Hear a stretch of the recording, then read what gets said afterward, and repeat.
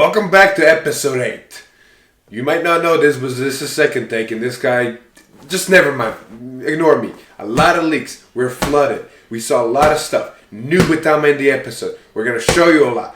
We're bringing OTT, Narukami, V Nubatama. I'm pain. I'm sick. That's about it. Let's go straight into the leaks. So, we got a lot of leaks from the trial deck first at the start of the week. We saw 3 cards from the trial deck, and yes, it's a trial deck. And first off, we saw the Grade 3 12k. It does have a Protect marker. It is Miko of the Treasure Blade Shizuki. Her ability is Act, Rearguard once per turn, cost Counterblast 2 and Soul Blast 1. Draw a card, and 3 of your units in your front row get plus 5,000 until the end of the turn. For a trial deck card, not bad. Though I don't like the Counterblast 2. I think that's a really big cost. It's trial deck. Trial deck. Continuing on, now this is where it gets a little bit interesting just because how the effects work off each other. We have the Grade 2, Mika of the Spiritual Light Kinuka. Her ability is auto rearguard. When you draw a card, cost Counterblast 1, and this unit gets plus 10,000 until the end of turn.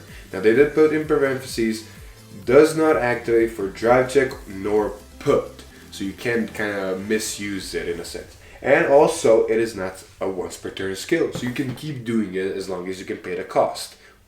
So Counterblast 1 is kind of, a big cost. Mm-hmm. Continuing on with the same trend, we have a Grade 1 from the child deck that's Wheel Crane. Its ability is auto rearguard. When you draw a card, put this unit into your soul, and 2 of your rearguards in your front row get power plus 10,000 until the end of turn. And again, the same, does not activate drive check nor put. Not bad. I mean, power columns, power columns, all off of a draw card. But OTT was really missing. Pretty much. Oh, how missing? Dear Lord, good sir, that one deer is already breaking the game. I hope not to have more. Can you imagine doing all this and then doing deer on top of it? So 80 right here, another 80 right here. I know. By the way, everything's double critical. Yeah, that's gonna be fun. Right, so on to the next ones. I do want to mention one this because you're going to tell. It does say when you draw a card, and this says specify drive check and put. But if these things are on your board, at the beginning of your turn, you draw a card. So you could activate them at the beginning of your turn. Mm-hmm. Like, something to think about.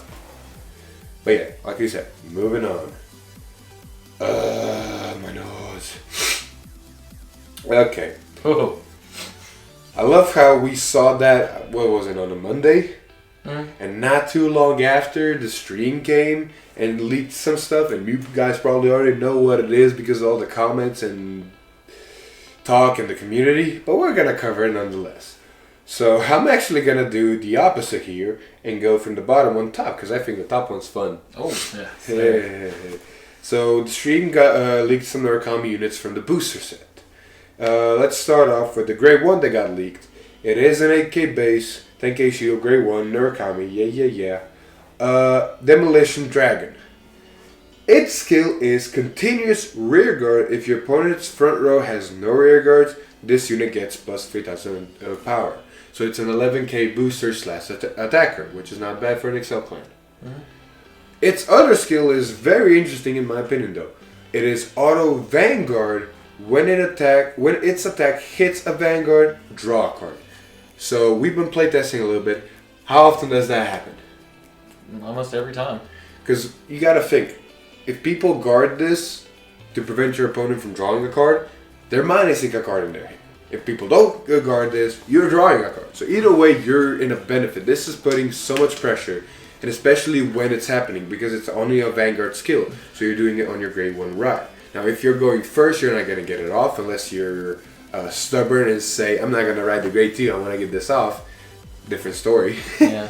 But if you're going second, you ride this, more than likely your opponent's going to say no guard because they don't want to start guarding really that early. Yeah, like Berserk Dragon, Akane, like there's so many Grade 2s that require a counterblast and early in the game that they're just going to take the hit just so they can use it.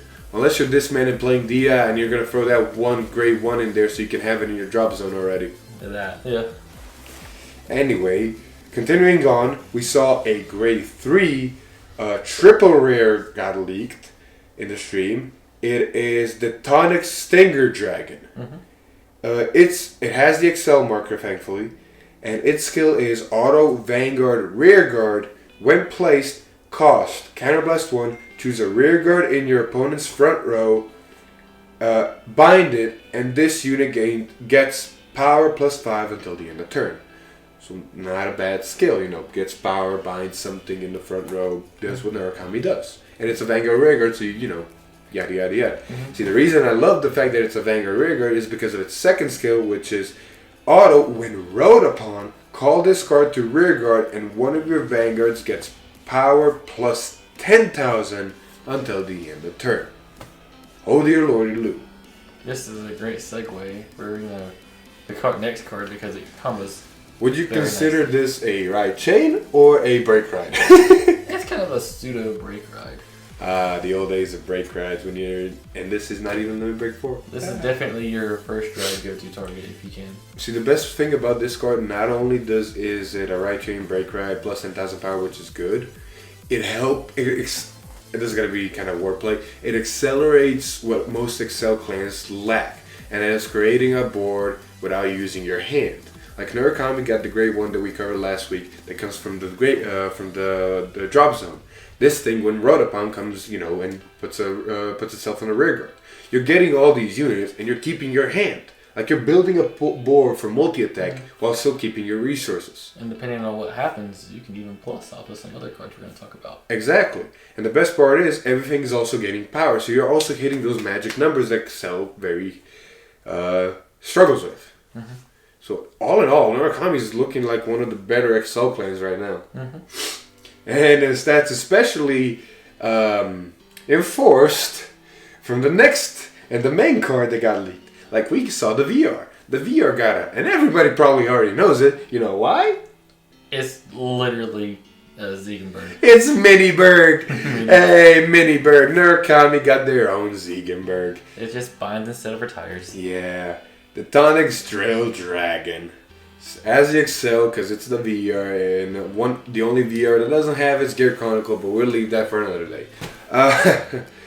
But its skill, and the reason we're saying it's a Miniberg, it is Auto Vanguard once per turn. When it attacks a Vanguard, cost Counterblast 1, choose a rear guard in your opponent's front row, and bind it. Period. Cost, discard the same number of cards from your hand as the number of your opponent's rear guards. At the end of the battle, stand this unit and it gets plus 5,000 power, drive -1 until the end of turn. Miniberg. See, there are a few things I need to specify with this card right off the bat. And this is just, first off, it is like we said, a Miniberg. It gains power, it restands, it can fuel your hand, and like Ziegenberg, you can just keep plussing off of it if your opponent has an empty field, because you're not discarding anything. Exactly. Another thing I do want to note is people are probably going to try to misuse this, how it's worded and how the effects work.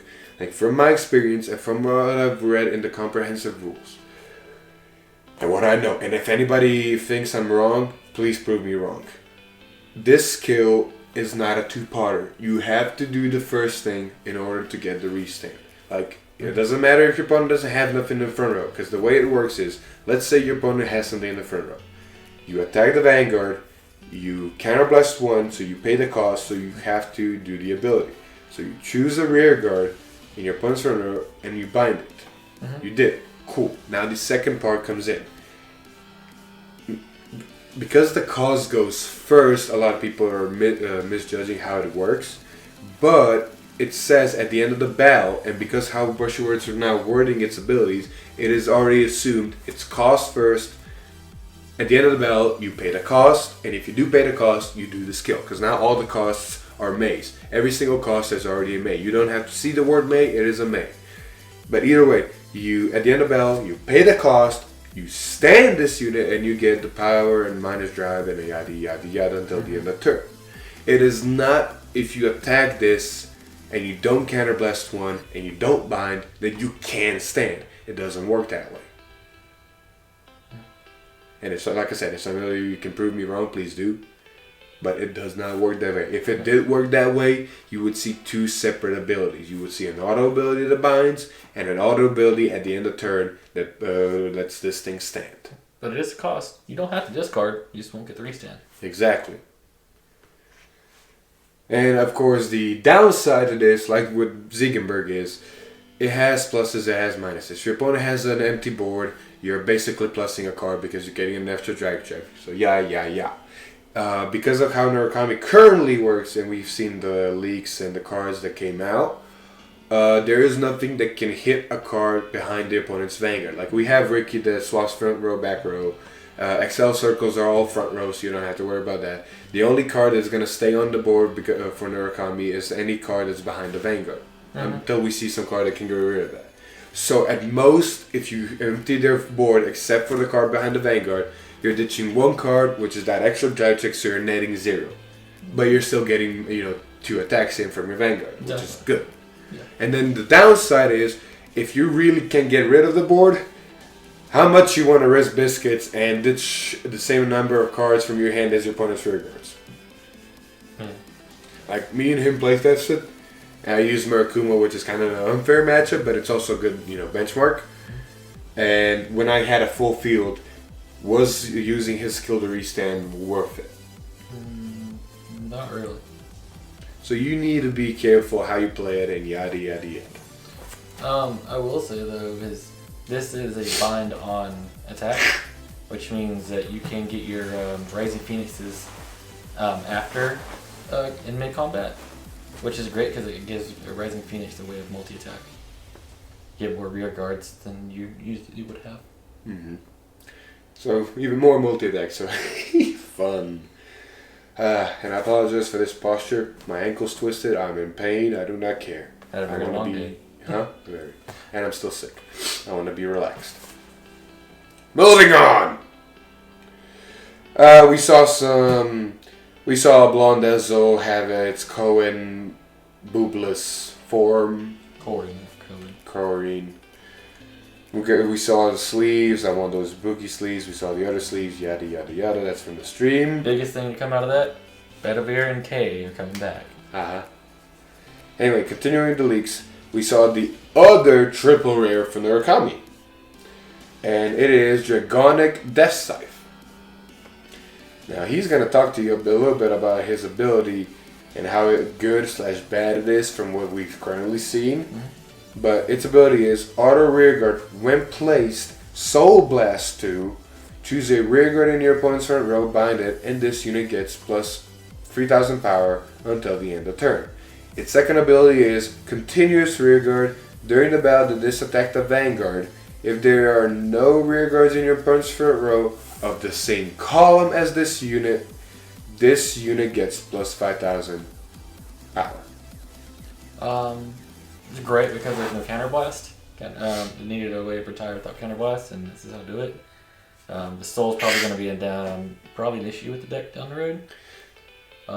It's great for a good spot removal, and if it's on an Excel circle, you're pretty much always going to get the power plus 5 on it, so it's always going to be 24. Because in all technicality, there is nothing in front of it.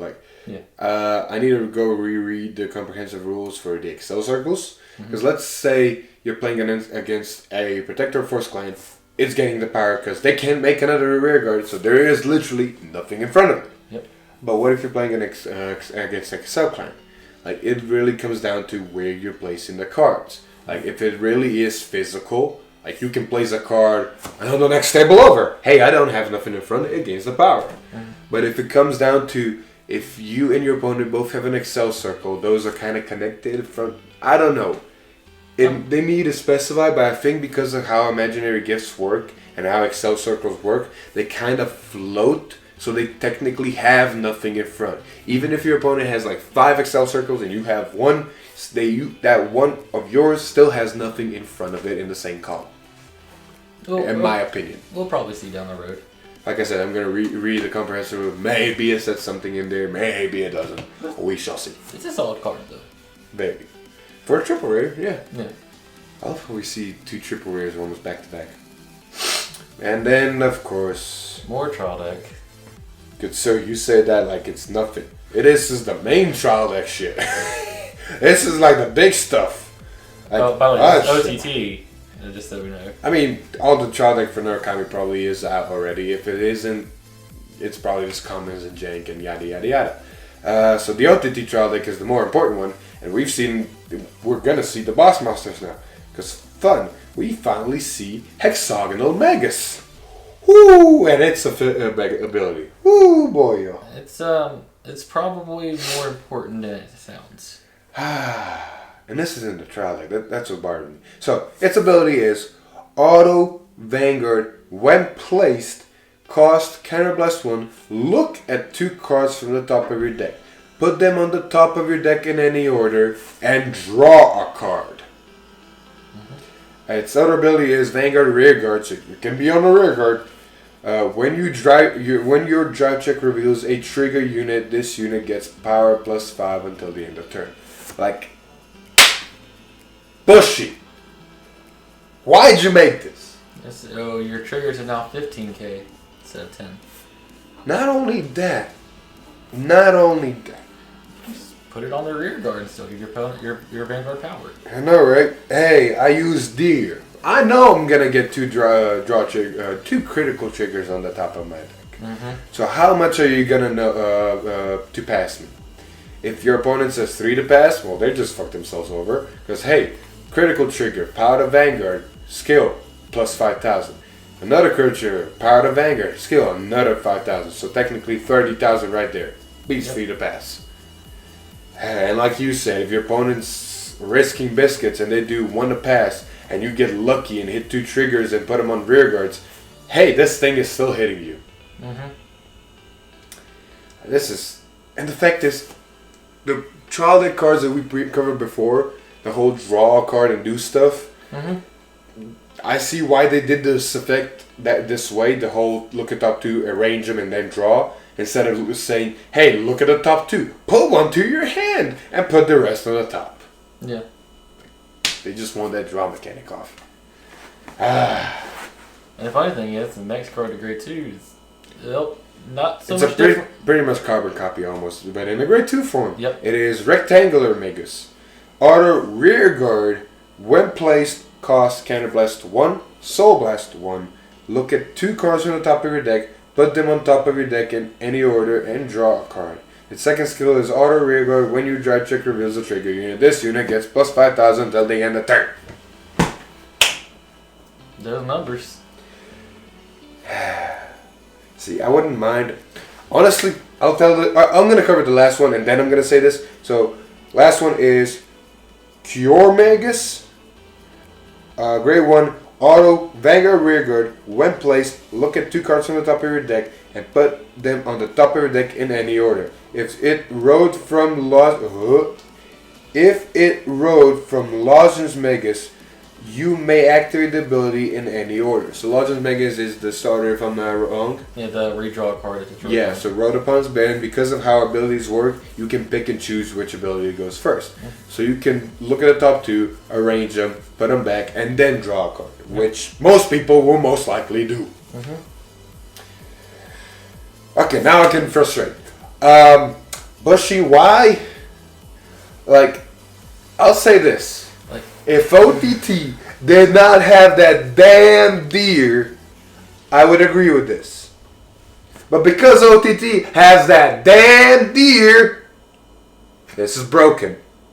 It's even worse. This is just a trial deck. We're gonna have a super version of this in the actual set as a VR. Bushy, what are you doing? Like, this already replaces CEO Materasu, in my opinion.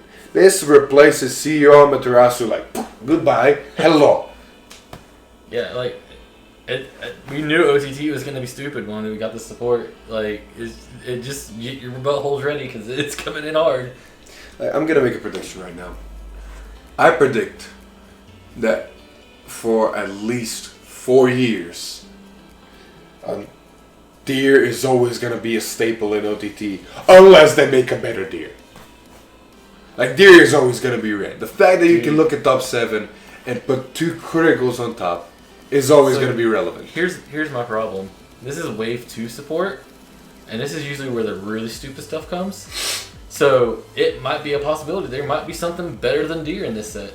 Good sir, Deer's a rearguard ability. Even if it is better than Deer, put that on the Vanguard, put Deer on the rearguard. Better, bust the both worlds. I know. Oh my god. Like I said, it's going to be real stupid. Yeah. Moving on before my brain explodes. So more OTT, I think, right? I believe this is an OTT. It is a promo though, so more than likely we will not get it, but we'll cover it nonetheless. So it is Star Rush Wizard. It is auto rearguard when you draw a card. So again, same shit. Cost, retire this unit and countercharge one. More countercharge. Yeah. It's a grade 2 though, so I guess. You're probably gonna run with Gemini twins or whatever. I don't know. Whatever countercharge the deck has already. Yeah. Either way, funsies, promos we're not gonna get. Continuing. These are not promos, so these are from the set. Mm-hmm. More Narukami. Like, if you haven't noticed, for some reason this week has been OTT/Narukami, mostly Narukami. I don't know why they're leaking all the stuff for one clan from a booster that has 5. Well, I don't know. They have 3 weeks to shove all of it into our face. That's why. Yeah, pretty much. Anywho, Dust Plasma Dragon. Auto rearguard once per turn. When your opponent's rearguard is bound during your turn, you may give 2 of your rearguards in the same column as this unit, plus 5,000 power until the end of turn. Mm-hmm. So this is our first when a bound card gets back. When you bind a card, shit happens. This is our first. When you bind a card, shit happens. It's a great way to get past triggers. It's an Excel plan. This is basically saying, other than putting in an Excel circle and getting half of the effect, put this on a normal column. Fucking put that bird you called from drop zone because you bound something behind it. Let's see here. This is a 9K. That's gonna be 11K because it came out. So it's a 20K column already. Use this effect. Hey, you just got a 30K column. Yeah. I mean, and it's funny is if you use the tonic drill, you can do this in combat. Very true. Yeah. Like, exactly. Get past the triggers. Like, I have this unit. It's going to attack last. You know why? Because the town is going to attack and this guy is going to become 30 or more. Mm-hmm. And then next to it, we had Lightning Hope Helena. Its ability is auto rearguard once per turn. When your opponent's rearguard is bound during your turn, if you have no face-up cards in your damage zone, cost Soul Blast 1 and countercharge 1. I have an issue with this. Soul. Very. Okay, I have a second issue with this. If you have no face-up card, if you have no face-up cards in your damage zone, yeah, you're really on the edge at that point. Like, if you get to that point, like no face-up, you're either killing your opponent or you're dying next turn because you're not gonna have the soul potential to do its cost. I mean, even though I have the same issues with it, it's still a great card because it is countercharge and it really needs it. So just a question of how relevant and how often you can use it. Because how many copies would you run of it? You would need to get to a point where you have all your counterblast face down. Now, if you're at low damage, that can happen fast. But if you're at high damage, when are you going to do that? I mean, it really depends on how much you're binding off of your other effects and how much you're counterblasting. Like, if you're using Death Scythe more and you're not using more Soul, no, I wouldn't use it. But if you have like a lot of cards, like you're using Teutonic Drill and Teutonic Sting in tandem a lot, you're going to be burning through that counterblast. So yeah, I'd sacrifice a little bit of Soul to get back some of that. I can agree with that. I mean, honestly, because of the way it works, attack with the tonics, counterblast 1, bind this, use this skill, Soul Blast 1, unflip that bound thing. Yeah. So it kind of works. It's the fact that you're going to be left with you're gonna be left you not only no soul but 1 counterblast if they survive and if you survive their turn. Another thing I just came to mind, and I think this question has been answered through other card abilities, through G-Era and other shit. I just don't remember, so if anybody does, please leave a comment and let me know. But how does it work when, let's say you have 3 of these on the board, and you have you have all face down, and then you bind the card. If I remember correctly, it goes, all the abilities activate, but it looks at one ability at a time. So if you do one ability and you counter charge, and you go to the second ability and it says, if you have no face-up cards in your damage zone, well, you do, so you don't do the ability. Yeah. But if it works the way of exploiting, like everybody in the community tries to do with cards, if you have 3 of them, and then let's say you also have 3 soul for some miracle reason, and then they all trigger at the same time, do you get 3 counter charge? That would be nice, but I don't think that works that way. We'll see. I think that's it for the actual hard leaks. Con momento, por favore. You never know. You need to double check all the shit. I know, right? Yeah, we covered that. I don't want to question that. Rulings about Giza, yada, yada, yada. But yeah, we covered all the leaks. So what we're going to hit right now is the episode. So, our first look at Nubatama. So, for all of you who thought they were going to manipulate your opponent's hand until more cards come out, that's not happening. Well, we thought there was gonna be discard, and they were right and wrong. It is discard. You're the one discarding. Yeah, you're the discarding stuff for effects, not you're discarding your opponent's hand. From what we can see in the episode, some effects go off the bat of you discarding and doing the effects. But, for the most part, Nubatama is looking like it's after image days. Like where you had your rear guards on board, you swung, you did an ability, and everything just jumped back to your hand, Bermuda style. Yeah, let's say it looks so much like Bermuda that honestly Bermuda might have an identity crisis when it comes out. You're funny, good sir. Bermuda identity crisis. They're probably going to invent something new again. Probably. Probably something Bermuda, something original. Good sir. Bermuda's the one that gave us perfect guards, 6 perfect guards in the deck. Like Bermuda's going to come up with something new again. We know this. The fact that Nubatama though is looking like it's after image days, that's going to be an interesting part. Like you're calling down your hand, you're swinging, and you're bouncing your hand back. Now after image worked out the fact that it depended on how many cards in your hand you had, and until the ruling got changed, you can exploit that. And then when the ruling got changed, you literally, after image was bad because you could only hit a certain number of cards in your hand and you'd be stuck. And in the previous meta in G era, that was really, really terrible. Yeah. This, on the other hand, looks like it don't matter what's in your hand, you're just going to rebalance them back. Pretty much. So you can build a pretty good hand. And you keep your units, and you have guard potential. And your board's empty, which means that people can drill you. Anywho. But the fact of the matter stands that it still looks good. Like if you are a capable player and you can pull out those combos and you know what your deck does, from what we saw, Nubatama can be pretty good. One, it's a protect clan, and 2, it has multi-attack. How does it have multi-attack, you question? Well, the grade 3. Well, let's go down the effects that we know. We know 3 of the cards' effects, or 2 of them impartial of 1. We'll go with the grade 2. There's a grade 2, it looks like Takahagame, maybe? I don't know if it's Takahagame. But when it attacks, they discarded a perfect card. I don't know if it has to be a perfect card, but it discarded a card. And it gained plus 15,000 power. It went from a 9k to a 24k. Something like that. I mean, you keep talking. I might try to find the episode. So that was all we know from that one's effect. The other one we know is Voidmaster's back. Anybody ever played back in the old days knows who Voidmaster is. Apparently it has a rear guard skill, possibly a vanguard skill too. Whenever it attacks, your opponent cannot intercept. And apparently at the end of the battle, you can retire it, counterblast 1, and return a rear guard to your hand. Pretty good skill because that goes in combination with the new VR, which is, I forgot his name. But anyways, he has a skill. I'll read the good one first and then the kind of okayish one, maybe, depending on how it's worded, second.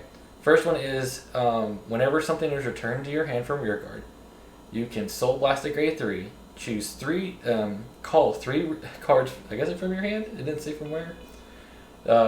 Basically call 3 rear guards, and they get power plus 5. So pretty good for multi-attack in the game. You know, attack with the rear guard, attack with Void Master skill, retire itself, counterblast, bounce that other rear guard, call Tune Pour out. That's pretty much how it was used in the show. Yep. Its other skill is apparently you can counterblast one and retire 2 rear guards, and kind of perfect guard on your opponent's turn by retiring rear guards. Like legitimately in the episode, he said perfect guard. Yeah. So I'm assuming that.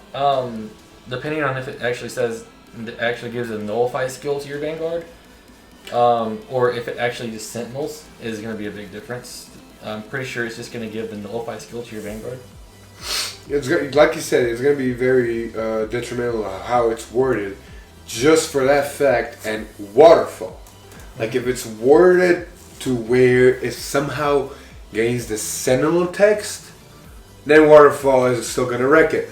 But if it doesn't gain the sentinel text and it just nullifies the other text straight off, ooh, this is the biggest counter to waterfall we've ever seen. I'm pretty sure it's the latter, just because there's no guardian being put, so there's no sentinel being put into the guard circle. Well, yeah, It just true, says- but true, but We'll have to wait till the actual Exactly. card comes out, but we do have an idea of what it actually does.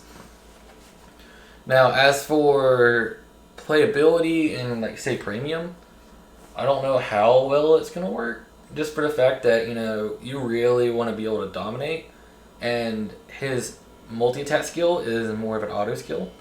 So when you're on stride, you're not going to get it. You maybe will use it for the sentinel skill, the perfect guarding. You might want to use it for that. I don't know. It depends on the build, but I feel like you're better off just keep staying with Shiranui at that point.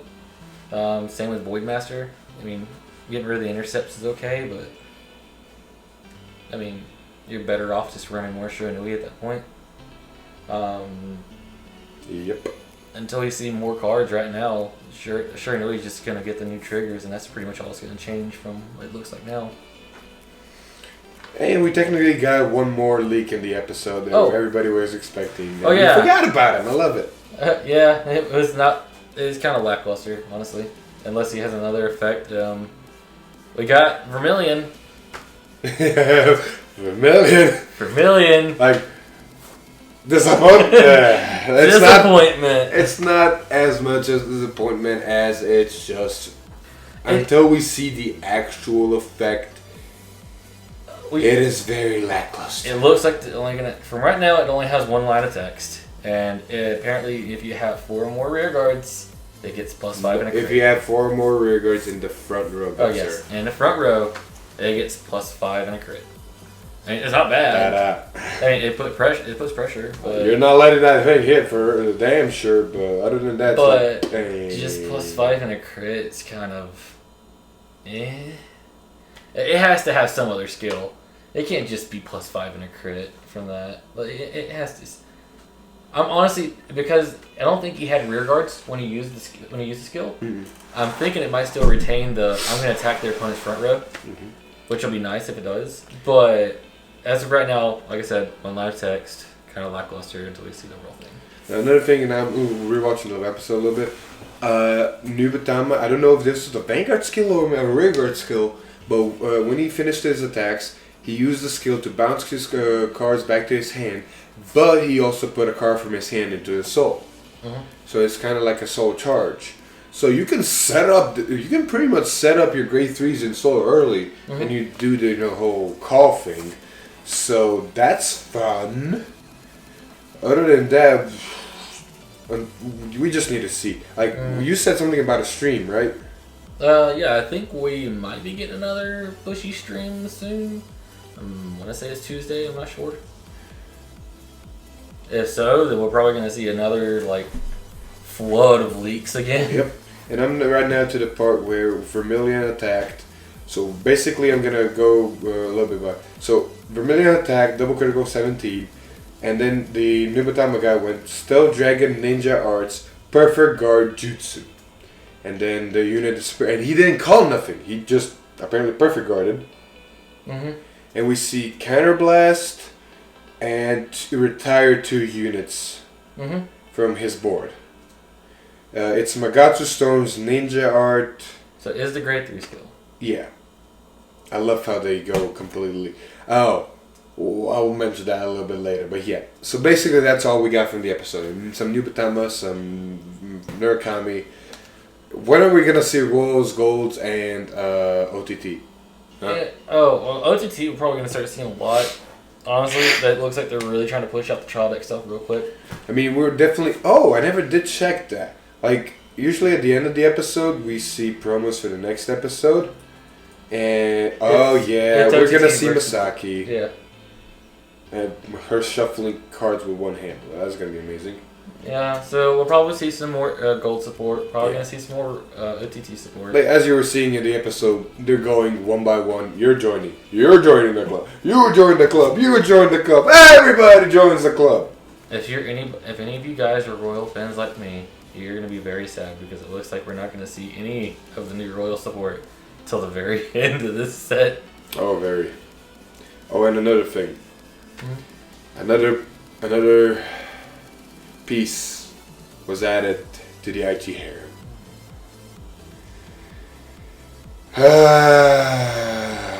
I was pretty sure that kid at one point in a previous episode sold his idol Corin, whatever her name is.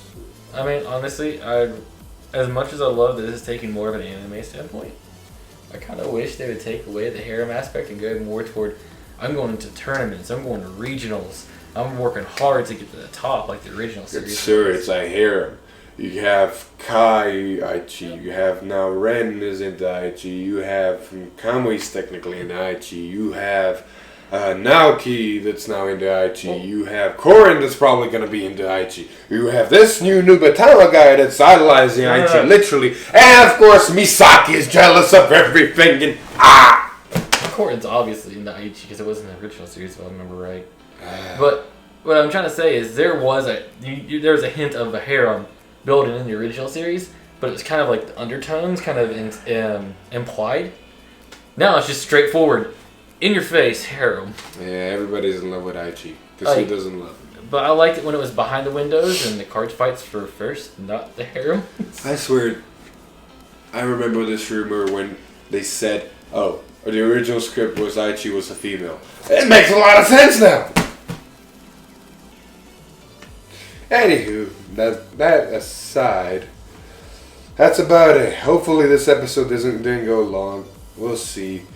I'm sorry. A lot of shit happened. I'm tired. I'm just ready to see when Royals start playing the show so we can see something from this set of Royals and what it's going to do.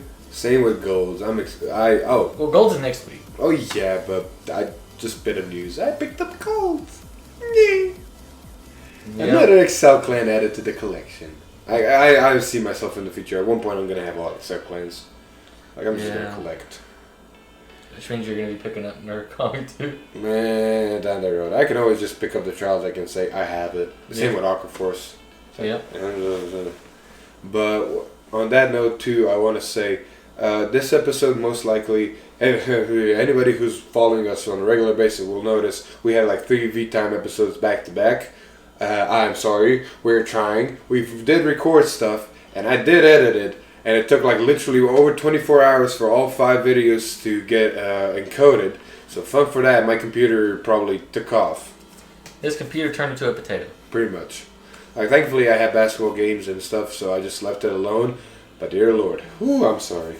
Anywho, after this episode, if you're watching during next week, we're gonna see gameplay between Murakumo and Di. You've probably already seen it. You probably already know it. We're still going to put it out there. And there are also going to be deck profiles. So have fun. You finally get that top 8 deck profile that you might have been waiting for if you were. Yeah, pretty much. But either way, we're doing this because we want to. And if anybody has a problem with it, you're going to already put it in the comments, I know. So, hi. Yeah, so that's it. Hopefully next week is going to be a little bit more chill. I mean, other than OTT and yada, yada, yada. We'll see what happens. I mean, unless that stream just throws another, flood at us. Oh my god, please no. I mean, you never know. They probably can leak another whole 3 main units like they do with Murakami. I mean, we got 1 VR down. We got both of the grade 3 trial decks down. 4 to go. 4 VRs to go. Yeah, in 3 weeks, so anything can happen. I mean, we're probably going to see At least one VR a week. Fun. Alright, so wrap this up so I can get some medicine and... Yeah. So, hit the like button, subscribe to our channel, have fun watching this idiots do stupid stuff, and so on and so on. I'm not capable of thinking right now, I'm sorry. And in the words of Philip, remember kids, Drink milk. drink milk. Yes. I've been Philip, This is Alex. and we'll see you in the next one. Bye. Woo!